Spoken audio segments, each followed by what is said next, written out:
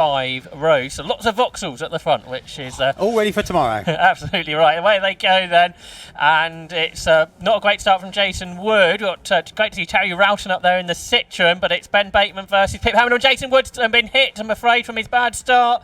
Obviously things not gone well there, I'm afraid. And now they come up into Redgate Corner, where it gets all very, very busy for the first time. But it is Ben Bateman then that leads the way, Paul Thorpe. Yeah, Ben Bateman, brilliant to see him qualifying. He's coming off, obviously he had 3 podium finishes at Snetterton at our last meeting, and he's on a flyer. Another call there for Terry Roughton, one of our oldest competitors, doing fantastic by qualifying 4th as they come down for the first time for the old hairpin. But it's fantastic to see a very mixed up grid. We had lots of drivers having problems during qualifying, and we've got to look towards the back to see Chris Steer. He had a problem with his suspension, and also Stuart Place is in a different car, and so he's getting used to that. So watch for those 2 cars, the 87 and the car number 1. And looking further ahead, Terry Roughton has just keeping Lee Scott at bay there, with Chris Steer hot on his heels, and right behind him I see Stuart Place. That's right. So not sure what happened to Jason Wood at the start, but he missed a gear, but I think he got hit as well, so that didn't go well at all. But yeah, Chris Steer's making good progress.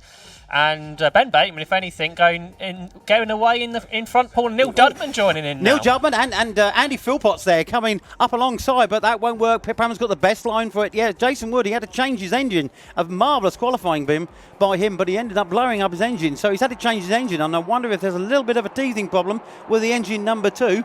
But looking to the front as they come to the Melbourne hairpin, Ben Bateman in the lead over Pip Hammond, and holding off Andy Philpotts. Yeah, Terry Roughton's losing out from his good start. Look at Martin Rogers, a massive slide there. Wow, you're right under braking, and he definitely lost that back end. He saved it as well, though, didn't he? So this is about a second between Pip Hammond, Andy Philpotts, and Neil Dudman. We haven't seen him this high up before, have we, Paul? No, he's a fantastic qualifying, but again, he's sort of been struggling. But no, he's in the podium positions. A magnificent result for him. But he has got to try and keep behind Pip Hammond, and Andy Philpotts won't be sitting back on his laurels. Looking further back there, I can see that Rick Groom also qualified quite well. He's having a great old battle with my namesake Andrew Thorpe and Titch Kelsall. Yeah, it was very busy, wasn't it, in that second group of cars.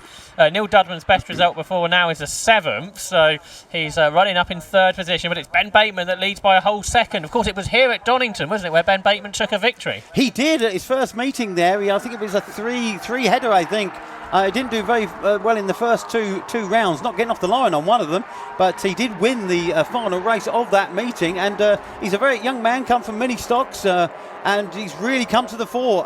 He's obviously very young, and he's had to knock off those little edges he had from stadium racing and his youth, but he's definitely showing his form. And looking further back there, seeing Rick Groom doing really well. I'm looking further back to see Finn Groom. He had a problem, that's Rick Groom's son. He had problems with his clutch, and I see him about 5 places further back. Yeah, he ended the first lap in 15th, just ahead of the slow starting Jason Wood. There's Terry Roughton, who had a great qualifying session, the best that we've seen from him, and he's battling with the champion, Stuart Place.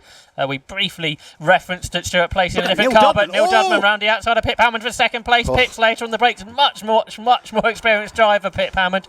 Great to have him back with us this weekend. He won at Cadwell Park, but he used all of his experience there to keep Neil Dudman at bay, and Andy Philpotts joining in. It's good to see him high up. No, we haven't seen him that high up, and he's definitely on the pace. I say it's definitely a mixed-up grid. This Melbourne loop completely changes the circuit, and it's really brought Andrew Philpotts further forward. What a fantastic battle he's showing here. These top 4 cars seem to be breaking away. Yeah, with, of course, Ben Bateman ahead of these 4s, but Lee Scott's had a good opening to this race, the multiple champion. He started 10th. He is up to 5th, but it's Ben Bateman that leads on this battle for 2nd place, being headed by Pip Hammond over Neil Dudman, Andy Philpotts, and then Lee Scott. Then a gap to Chris Deere, who's finished 2nd in the championship. Stuart Place, who's 7th, who's the champion-elect.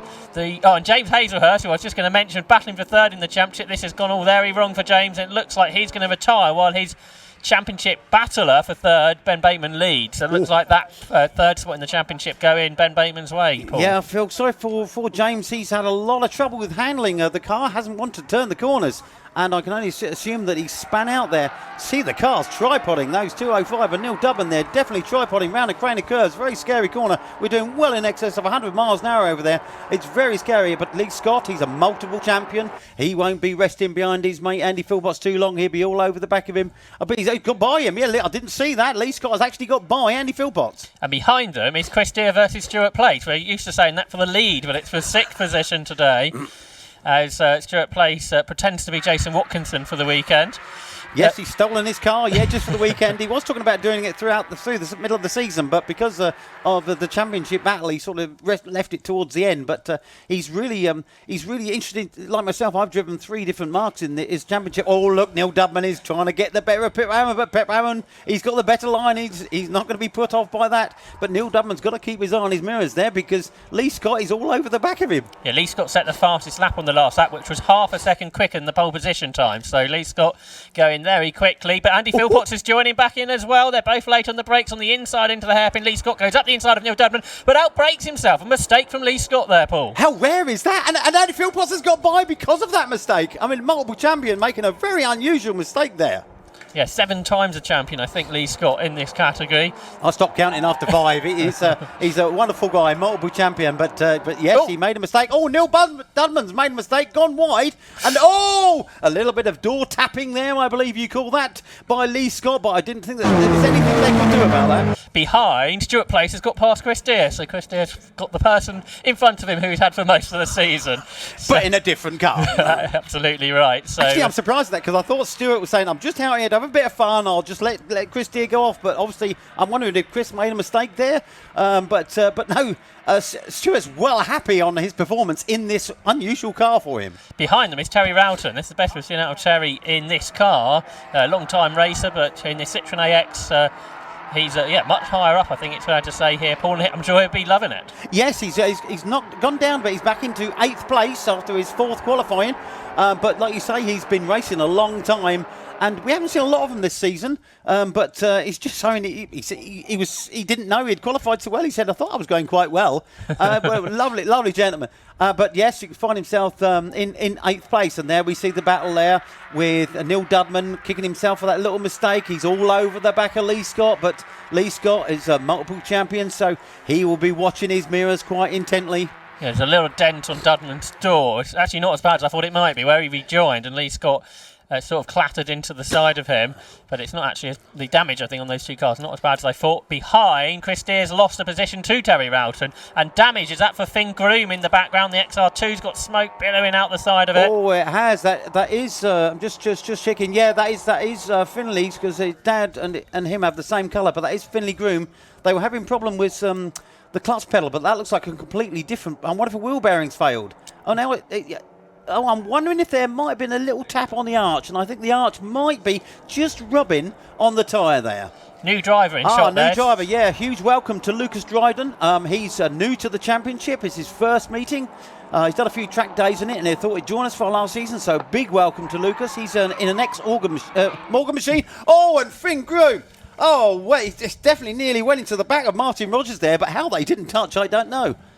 Yeah, so got all of it close there for comfort, that's for sure. But yeah, Lucas Dryden out there. He's 16th. I mean, his racing debut, not just new to classic stock action, but new to motor racing in general. He's 30 years of age, ex-mini stock racer is Lucas Dryden. Another stadium racer. Excellent. Okay. You'll be able to see his car. It's a wonderful blue with yellow cross boxes on the back, and you'll see a little yellow square on a black cross. That's showing he's a novice. He needs to do 6 races before he can lose that. Oh, the old hairpin there. Titch Kelsall's all over the back of Chris Deere. Chris Deere did have handling problems. He found out he had no rear suspension in qualifying, and it looks as though he's not quite cured that properly. Terry Roughton catching Stuart Place. So while Terry Roughton's going really well in his AX, Andrew Thorpe all the way down in 18th. So I wonder if that car's not quite right since it rolled at Snetterton. No, well, he had a little roll there. It wasn't that big a roll, but Andrew's not been having a look. We usually see Andrew at the front there. I don't know. We haven't seen a lot of him, partly because of his role at Snetterton. He did try and look for local breakers for new glass for his car to get back out of Snetterton, but that didn't work. But there must be another problem there. And yes, Terry Roughton, he's all over the back of Stuart Place. But I can see Finn Groom's car smoking really well. That reminds me of the race I did last year at Cadwell, where I had a little dent on the wing and it was rubbing the tyre. I can only think that's what it is, because it's not deterring Finn whatsoever. His dad, Rick Groom's having his best race of the season, I think, because he hasn't had a great year, but he's in the top 10. He's battling with Titch Kelsall. He goes around the outside for 9th, and he gets the position, I think. Yeah, it's been a fantastic meeting, because that's Andrew Philpotts. Well, he was 3rd, so yes, if that so was what's Andy happened there? Philpotts, he's dropped a long way down the order out of our sight.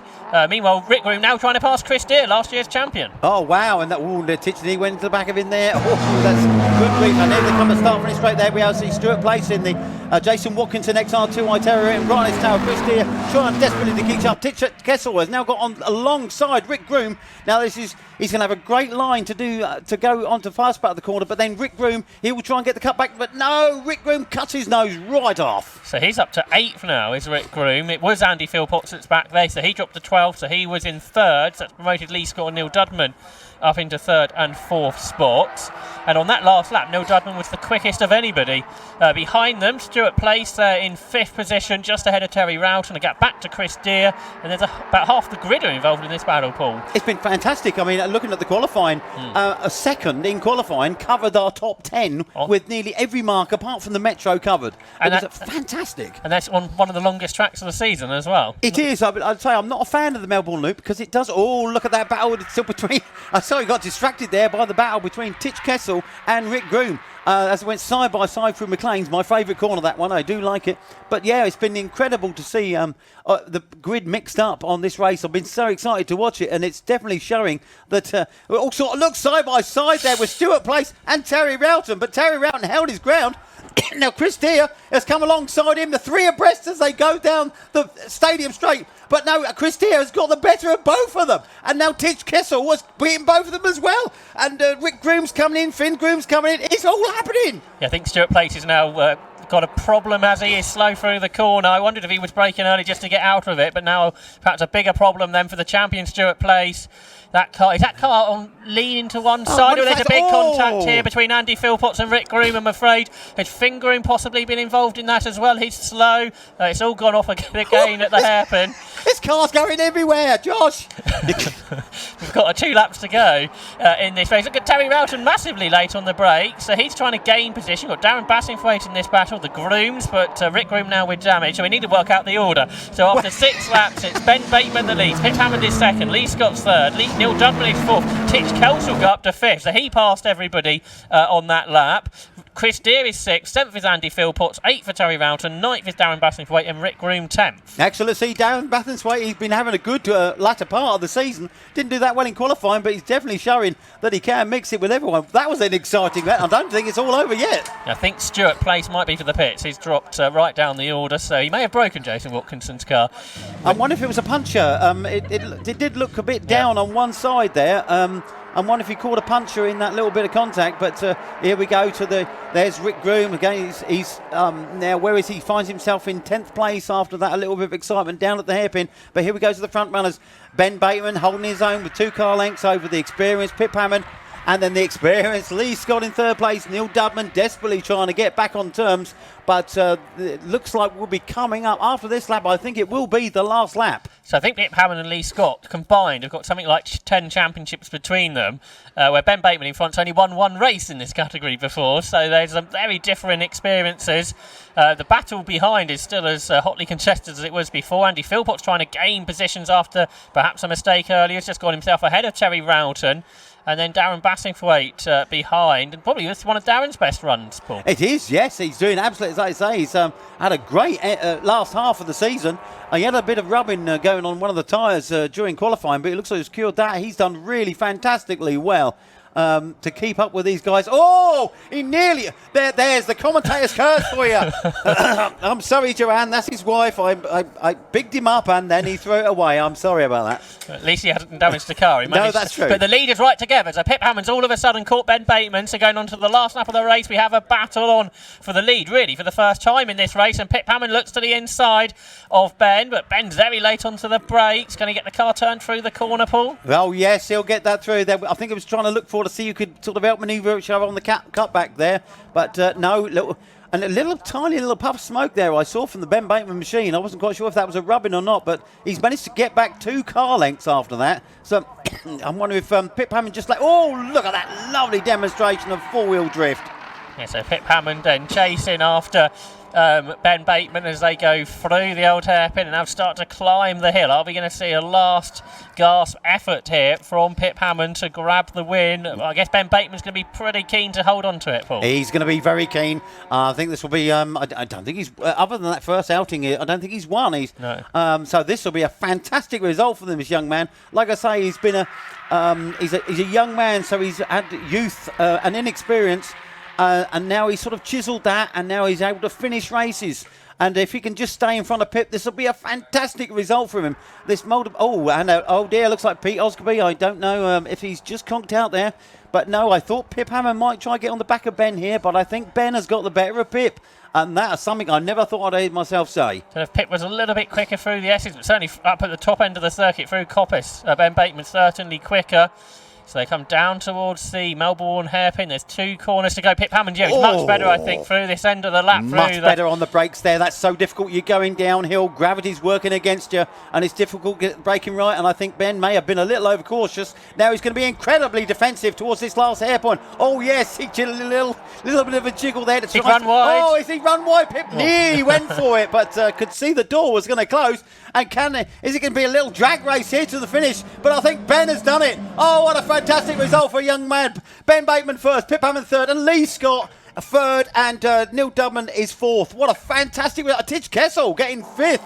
Fantastic. Yes, the best result as well for Neil Dudman. Congratulations to Ben Bateman. A great defence there at the end to keep Pip Hammond, 3-time champion, at bay. And then Lee Scott took third. Neil Dudman was fourth. Titch Kessel was fifth, ahead of Chris Deere, Andy Philpotts, Terry Rowton, Martin Rogers, and then completing the top 10 at the end was Jason Wood, who recovered. Oh, wow, that's a fantastic recovery there, because I thought he had a problem, but I don't know if he missed a gear there. It looks like that's Finn Groom. He's obviously hearing the noise. As you slow down, you tend to hear what was rubbing now, and he's definitely going very slowly. I think he's going to try and assess the damage when he gets back in. Yeah, he dropped to 15th. I wonder if it was rubbing bodywork on a tyre, whether that may have punctured the tyre at the end, but that was sort of very different to the rest of the Classic Stock Hatch season, wasn't it? Where most of the season we've had Stuart Place and Chris Deere up front. We had a totally different race this time. Fantastic, like you say, it's been very much the Stuart Place and Chris Deere show this season. Let's have a look at the results, Paul, and then perhaps have a few thoughts from you. So Ben Bateman was the winner by 0.27 of a second over Pip Hammond.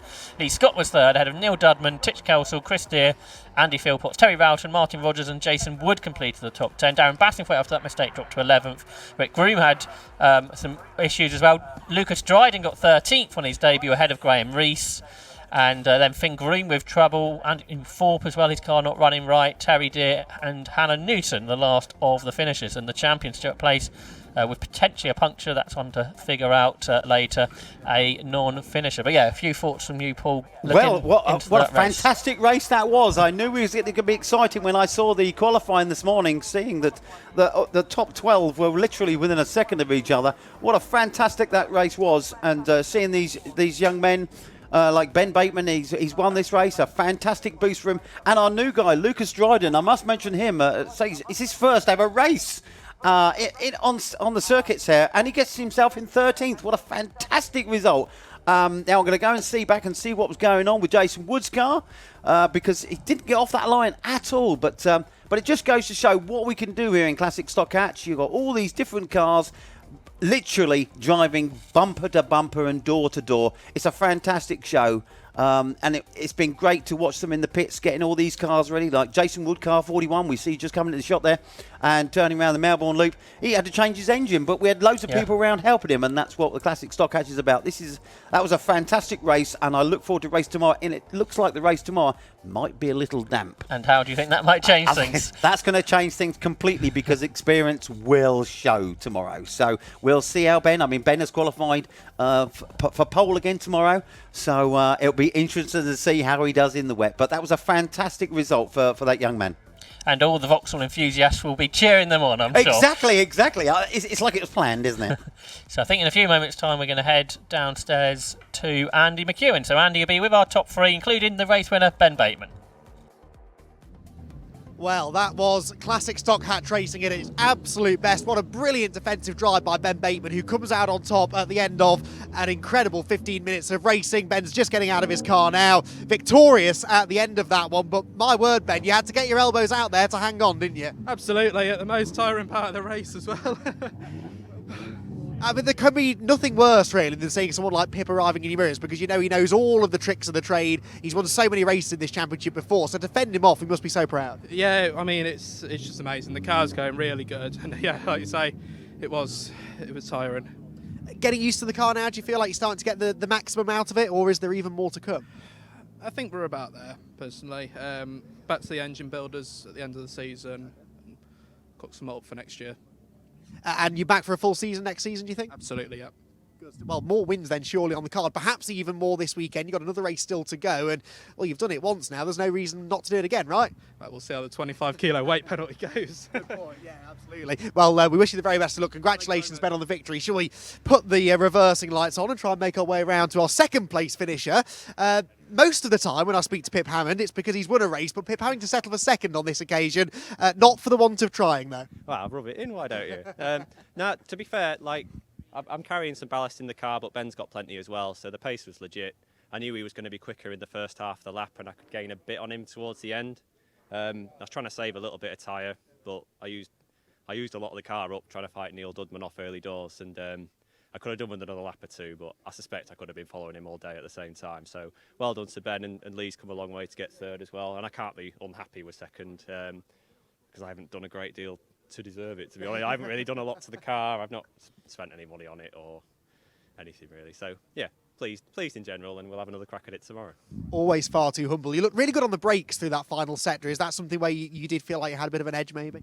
Yeah, but the problem is I've told him what brakes to run as well. So so all the Novas have got the same stuff. So where it was an advantage prior, not so much these days. But yeah, I feel really good. Like I felt like the braking's been a strength with the car for quite a long time. But whether it's a bit of me or a bit of the car carrying the weight, it's just so hard to just drag it around all these really quick corners we've got here.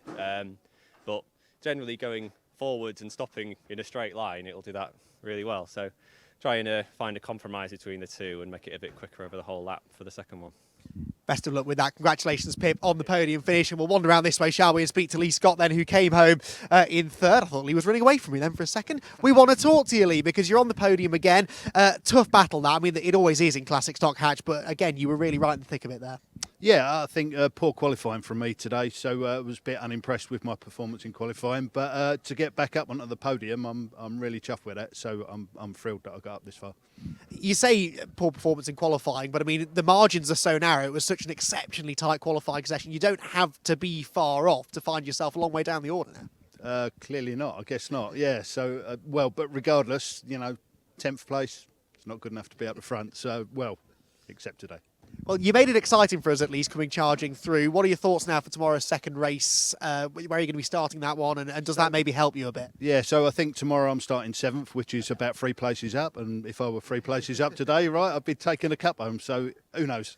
I'm not very good at maths, but I think I agree with you, Lee. Congratulations on the podium finish. That's our first classic stock hatch action of the weekend done then. The high-tech electronic materials Alfa Romeo Championship cars.